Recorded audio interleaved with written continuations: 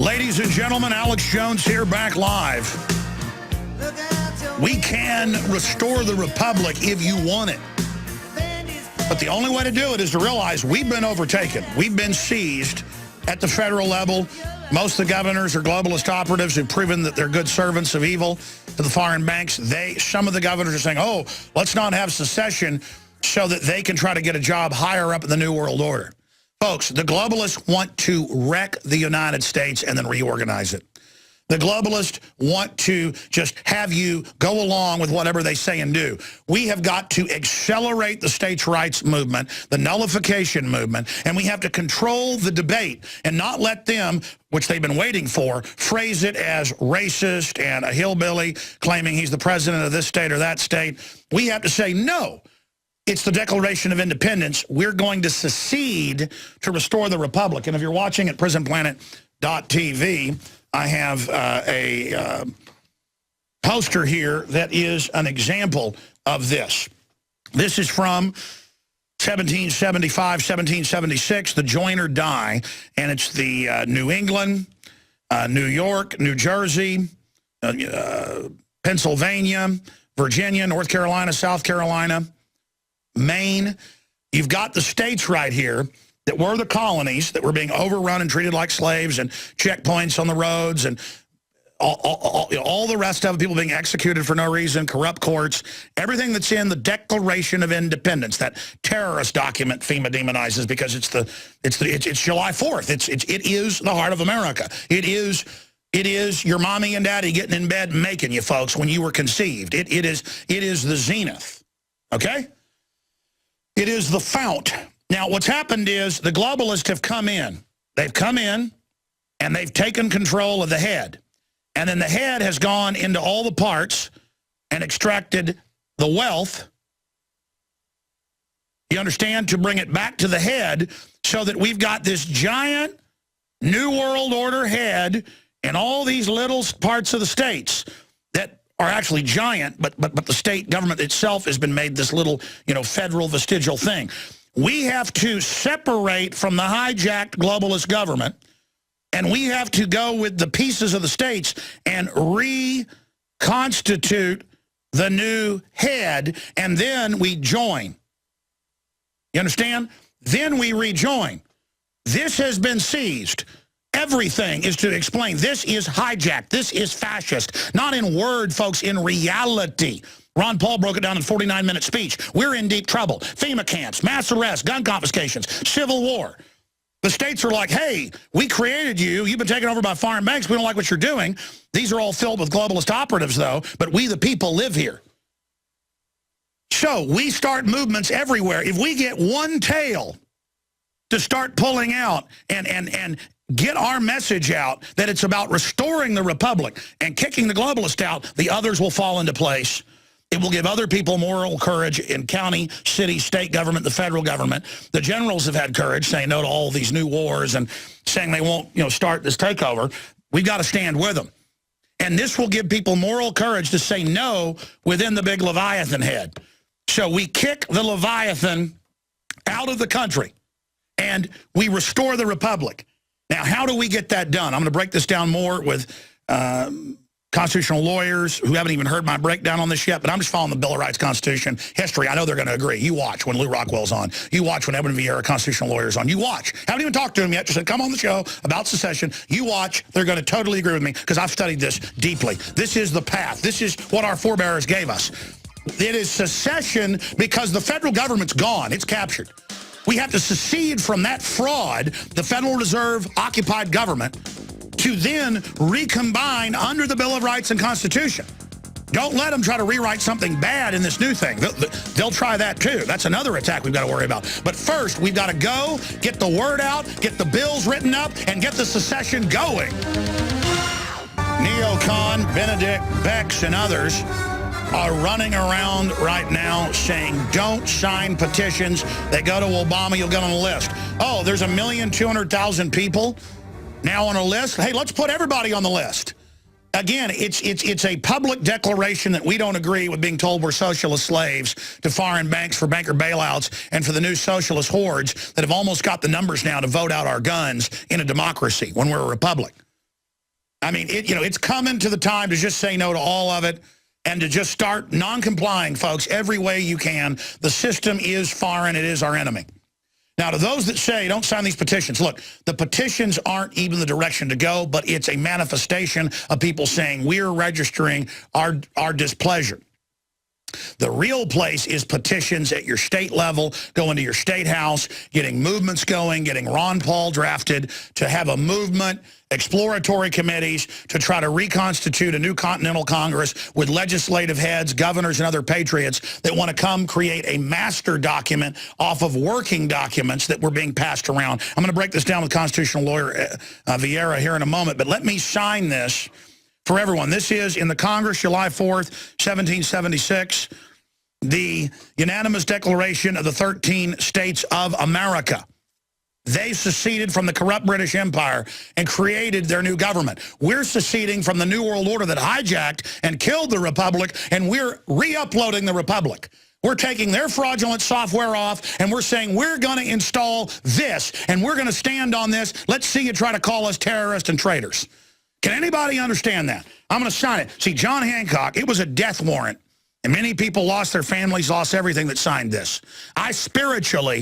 I'm going back to July 4, 1776, because the neocons are saying, don't you dare sign these. And I am publicly signing the Declaration of Independence against the New World Order, against the Federal Reserve, against the globalist. And I stand with those in Europe fighting for their sovereignty against the very same crime syndicate. I sign this Declaration of Independence against the globalist scum, 2012. And I'm taking you out right now with the Star-Spangled Banner by the late, great Whitney Houston.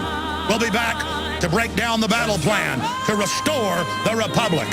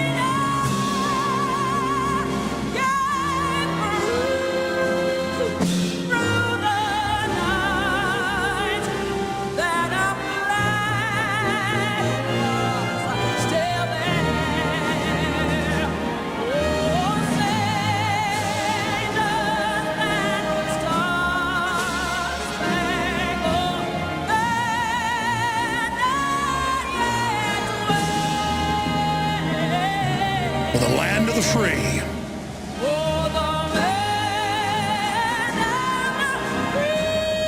Will you fight for our republic? Will you defend, or will you become slaves? The bankers say they've conquered us.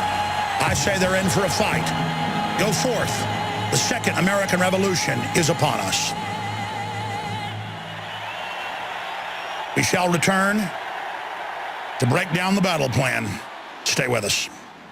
InfoWars. Ladies and gentlemen, we're here Monday through Friday, 12 noon to 3 p.m. Eastern.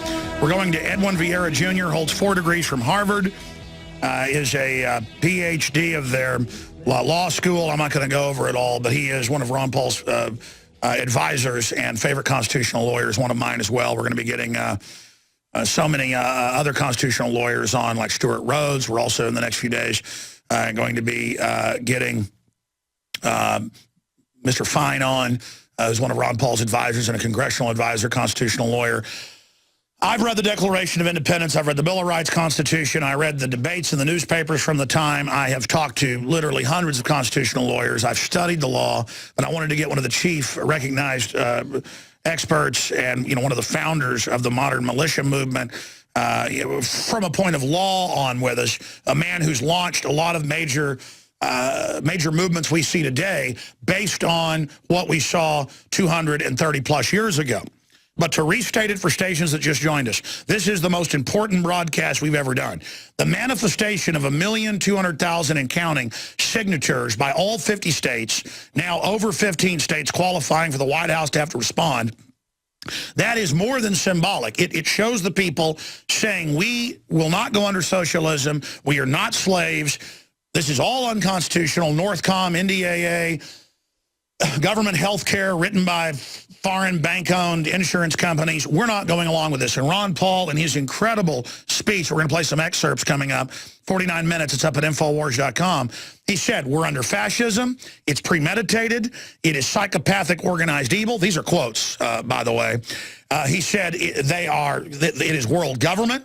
They have announced all over the news, we played the clips ad nauseum, where they say we've been conquered by foreign banks and laugh at us on CNBC, Bloomberg TV, Financial Times of London. This is a legal declaration, just as Europe's been conquered by being signed on to banker derivatives. We are now here. We are being conquered. And I say, as we go to the lawyer, to constitutional lawyer, to get one of the chief experts, to get his take on this plan, and I don't know his take on this yet. I mean, I do know what it's going to be because I've read his books, researched what he's saying. But we have to get out front and not let hundreds of newspapers, TV say it's racist to talk about seceding and that people are mad because Obama's black. No, we're mad because he's announcing cybersecurity takeover executive order, because they're announcing we're under socialism, because the country's going to hell in a handbasket. We have to point out the blue states are all going bankrupt. Not that the Republicans are much better, but people at least voted for the lesser of two evils there. They understand the road to perdition we're on. We must go to the legislatures, and I want Mr. Viera's take on this right now. We must go to the legislatures now and say, with versions of a new Declaration of Independence with the same facts in the original from 1776, July 4th, and say, we need to have groups organized through the Governor's Council, not the fake FEMA one, but the real Governor's Council, the legislative councils, led by people like Dr. Viera, like Ron Paul, like Lou Rockwell, like countless other patriots out there, that it's now time to say we are seceding to restore the republic, but to also reconstitute the federal government, which is fascistic, is tyrannical, is spying on us illegally, and is producing a total tyranny of domination because they know the people are waking up. It is now time to admit how bad it is and move at the states and explain. The country's been conquered by globalists, as Ron Paul said in his speech. Let's just tell it like it is. They bragged. Reconstitute the republic. Secession for survival. Secession to restore the republic. Secession because we've been conquered by foreign banks. And get that word out. Get different petitions circulating. Get different versions of a new Declaration of Independence. Then have a large meeting of governors, legislators that want to come, organized by Ron Paul, Campaign for Liberty because he's respected and because we trust him, to have that meeting and then to go forth building that idea. This went on for a decade before 1776. And we've got to do this before they come for the guns. They're planning a civil war. They're now billing it that Obama's Lincoln too. The states are racist. They've got petitions at the White House. I've got it right here. I'll show you a document cam shot of your viewer to arrest people signing the petitions, to organize federal militias, to occupy the states, to implement all these plans. Folks, this is going to really get bad. They're now going to try to totally take over America. They've said they're going to try to say all semi-autos have to be handed in. Now, again, his website, we'll give that to you in a moment. Edwin Viera, Jr. Holds 4 degrees from Harvard, AB, Harvard College, AM with PhD, Harvard Graduate School of Arts and Sciences, and JD, Harvard Law School. For more than 30 years, he's practiced law with emphasis on constitutional issues in the Supreme Court of the United States. He successfully argued or briefed the case leading to the landmark decision, Bood versus Detroit Board of Education, Chicago teachers. I'm not going to go over all his landmark cases, but, I mean, he is a chief amongst constitutional lawyers. I've done my excited introduction, sir, but the crest of the wave from Julius Caesar, the play written by, well, the greatest playwright of all time, William Shakespeare, his version of Julius Caesar, there is a tide in the affairs of men when taken at the flood leads on to fortune. Our fortune is liberty and freedom. That's the treasure we seek. Can you not intellectually, but also in your gut, sir, feel the great wave that is now cresting, and we've got to surf that thing into victory? Now is the time to go on the offense. What do you think of my statement of redeclaration of independence, a re-upload of the original republic, and kicking out and trashing this New World Order takeover, sir? Well, I think that's the key element. This is not really a revolutionary activity that we're talking about. It's a restoration of the principles of the Declaration, and then a restoration of the constitutional principles, which are founded on the principles of the Declaration of Independence. So I've become a little bit leery of the word bantered around too freely, because I don't think the goal ultimately is for particular states to remove themselves from the Union in the sense of becoming independent republics, independent sovereignties, but to assert state authority, which is really at the basis of the entire federal system, so as to restore the principles of the Constitution in Washington, D.C., to the extent that that can be done in the long term, and in the short term, to return as much economic and political power to the states and the people as is possible.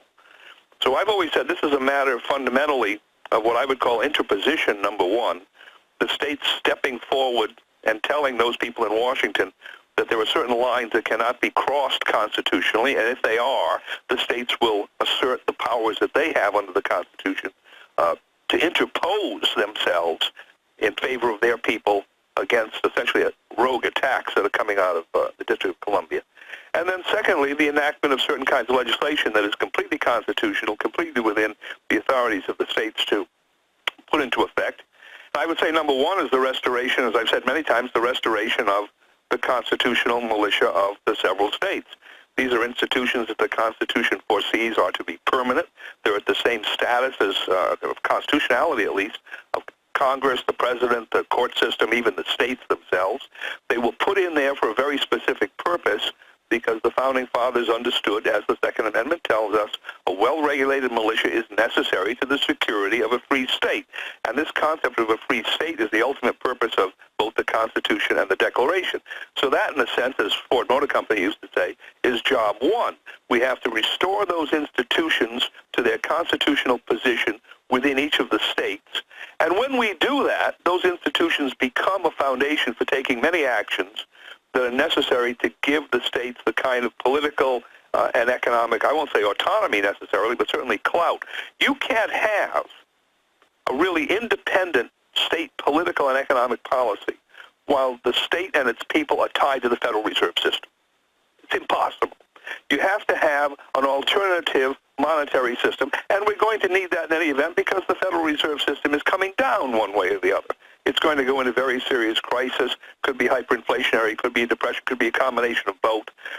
But the end of that fiat money central banking paradigm, if you will, you can see it on the near horizon. So that's step number one. That could be done through a militia. We need to take control of food security and energy security within each state. That can be done through a state militia. We need to assert all of the aspects of local homeland security. FEMA has nothing to do with those things. The Department of Homeland Security has nothing to do with those things. Once the state militia is organized, the state militia will have control of those matters. Oh, and by the way, as the Constitution points out, the only officers of the state militia are, of course, appointed by the states, which means that those civilian officials in the Department of Homeland Security, FEMA, whatever, have precisely no authority under those circumstances. So you essentially freeze them out of this process as well. So there's a whole series of steps that can be taken, but they have to be taken within the clear constitutional paradigm. That's really our problem. You know, this is a situation where we've been driving the Mercedes down the road, and now all of a sudden the engine starts chugging and it stops. And we go out, we lift up the hood, and we look. We don't know what to do. Why not? Because we haven't read the book of instructions, which tells us, go fill up the gas tank on a regular basis, right? Look at the gas gauge. well, look at the oil gauge, whatever it is, right? We have a book of instructions the Founding Fathers gave us for living in a free state under a limited government in which the first purpose is, as the preamble says, securing the blessings of liberty to ourselves and our posterity. Dr. Edwin Viera, constitutional lawyer, advisor to Ron Paul, is our guest. I want you to continue, sir. We're going to skip this network break because this is so important. What I'm saying is you're a constitutional lawyer, and obviously we have a right to secede. We have a right to revolt. My point is I've always been leery of secession because the system just demonizes it as a new civil war, and they say it's been decided you can't secede because of what Abraham Lincoln did. Obviously, though, this isn't even a question of the federal government being out of control. The globalists have taken over the federal government. So I am saying the way to phrase it, and I've seen this get through to people because it's the reality, is foreign banks brag they've captured the federal government. It's totally destroyed the federal system, the Bill of Rights, Constitution. They call us anti-federalists. They're not even following the federal system. This is globalism. This is New World Order. So what I'm saying is, with the dumbed-down public, they can grasp secession, that we want our own states, we're disagreeing with what you're doing. It will accelerate this process because the feds call states' rights secession. They don't even think there should be a state. And so if states say they should decide what the speed limit is, Democrats say, hey, let's just go arrest their governor. So we know there's a federal globalist socialist tyranny now running Washington. As Ron Paul says in his speech, it's over if we don't reverse this. I'm saying it's now time to up the ante and say, okay, we call secession kicking out the occupying globalist to restore the republic because the feds have been captured. We're going to move at the states and start having that discussion of a different type of secession to restore the republic, because you have the states secede saying we're still America, D.C. isn't America, doctor.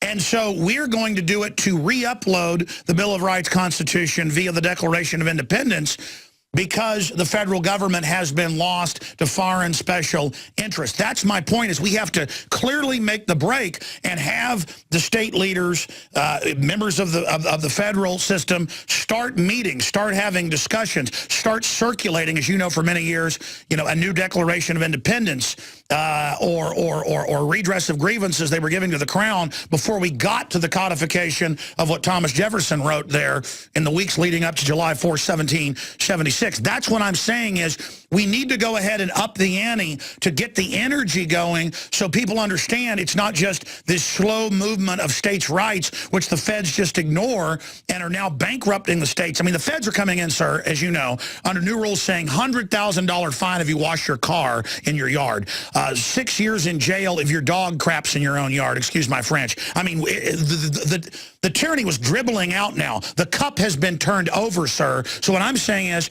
I'm calling to draft Ron Paul. We're writing up and codifying a basic battle plan stating, hey, secession isn't create our other countries. Our country's gone. We want the states that created America to recreate it. Do you see what I'm saying? Kind of a reboot?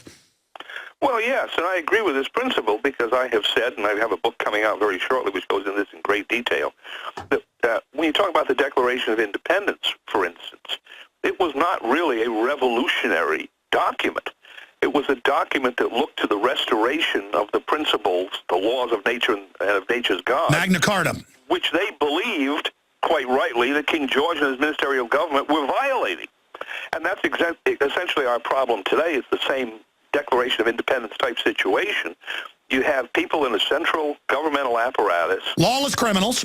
Well, however you want to describe them, they are violating the fundamental laws of this country. They're violating the principles of the Declaration of Independence through globalism. They're violating the laws of nature and nature's God, left, right, and center, and doing this with impunity. And we have a federal system that is built upon checks and balances. And if we look at that imbalance, which is coming out of the District of Columbia, and ask what are the checks that are supposed to be brought into play, well, they are two. They are the state governments, number one, because they're in the middle of this pyramidal structure. And then at the base, the thing that forms the foundation, the people themselves. We have been very lax in those two levels. In the states essentially pushing back against these encroachments coming out of Washington, and ultimately in the people not demanding of their state governments, as well as the government in Washington, that these kinds of actions be taken consistent with the Constitution. So I say I'm really not in favor of the word secession because that tends to throw people's minds back to the historical period of the Civil War. Okay, then what do you exactly? So we need to exactly. So I have a battle plan. We need to come up with a basic plan with you and others of what to call it to start our own petitions. Just because it gets media attention on the White House website so that people see the real way. So we call for a second state continental Congress to have the states meet and say, what do we do about this rogue federal government? And so what do we call that, sir? Well, I'd call it a committee to restore the constitutional principles in this country. I mean, cut that down into a soundbite, but basically that's what we're doing. Constitutional principles and, of course, the principle of the Declaration of Independence. Because the real danger looming down the road is globalism. It's the destruction of the separate and equal status among the nations of the world that the Declaration of Independence gave us. That's it. Exactly, Doctor. So what I'm asking you, as the top constitutional lawyer, is we need to explain this to a 6-year-old level to get it out there because the media is phrasing any states' rights as Civil War, Ku Klux Klan.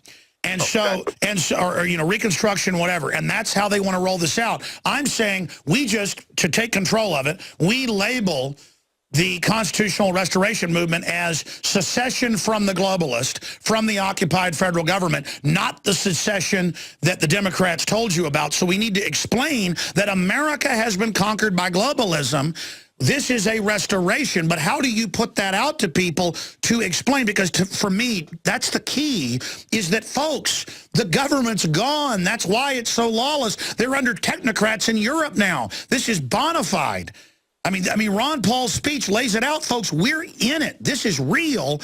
And so I'm saying get the states, movements. People think it's a petition to Obama. That's good to get attention with ideas. That's like circulating petitions before 1776, as you know. But I'm saying get petitions going, get committee hearings in the state legislatures, get this buzz going, because this is what the whole globalist architecture is set up to block, because it's the key to restoring our republic. Their entire defense is set up against this because this is the answer. Well, I think that's right. And two things. That we wanted to project the idea that we maintain our independence from this globalist structure. I don't like the idea of saying we're seceding from them because I don't think they've won yet. They're close to it, but they haven't won yet. And I don't like the word secession because the other side uses that to bring up the concept of slavery, racism, and so forth and so on, which I think is entirely red herring because it doesn't make any difference whether you're black or white. Liberty is the best thing for you, period. End of discussion. Right? But they're going to play on that word constantly in order to divide and conquer people on a racial basis.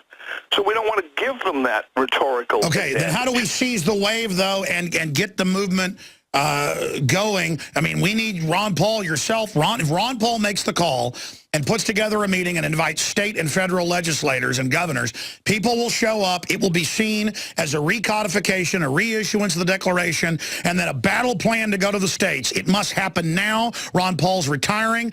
I know he wants to push for internet freedom. That's the new plan because they had a focus group, ask all the Campaign for Liberty people what they wanted. That's great, but that's not the battle plan. We have got to draft Ron Paul now to launch this operation. And through Ron Paul to find those leaders at the state level who will take a position in the forefront. That's always been my concern. After you go beyond Ron Paul, where are the leaders at the state level who are going to perform this function? Yes, sir. All right. But this is his greatest moment. That's what I'm saying. And with you and with Mr. Fine and other constitutional lawyers who have charted from our births the way forward, it's our responsibility. There is no doubt that Ron Paul, you and others must get together. This is where Campaign for Liberty must go. Well, I think that's right. And the very fact that there is such a groundswell developing in this country. Yes. Now is the time to take advantage of that. It's history, sir. This is 1776. In my heart and intellectually, do you not feel that and know that, sir? Well, it's probably about 1773 probably closer to it if you look at the history. Yes, but I mean the birth of it. In this way, when they started organizing politically, when they started looking forward to what they feared was going to happen if the king and the ministry didn't accede to some reforms, it took them 2 or 3 years to get that organization, that structure set up. And then finally, when the English government, the British government refused to comply with the colonists' justifiable demands, then, of course, other things happened. Stay there, sir. Walk us through this for 5-6 more minutes. On the other side, then we'll play clips of the Ron Paul speech. Exactly. I'm saying this is the beginning of 1776. As I said in the last hour, this will take 2 to 3 years. He didn't even know I said that. We're on the same page. God bless you, Dr. Viera. We'll be right back. Those who criticize our generation forget who raised it, and also forget, or just don't have a clue, what position they have left us in. So it is our turn now to fix what has been done, and we must stand up, and we must stand up quickly for our next generation, for our grandchildren, before it's too late. So I just want to ask you one question, and that question is, what does freedom mean to you?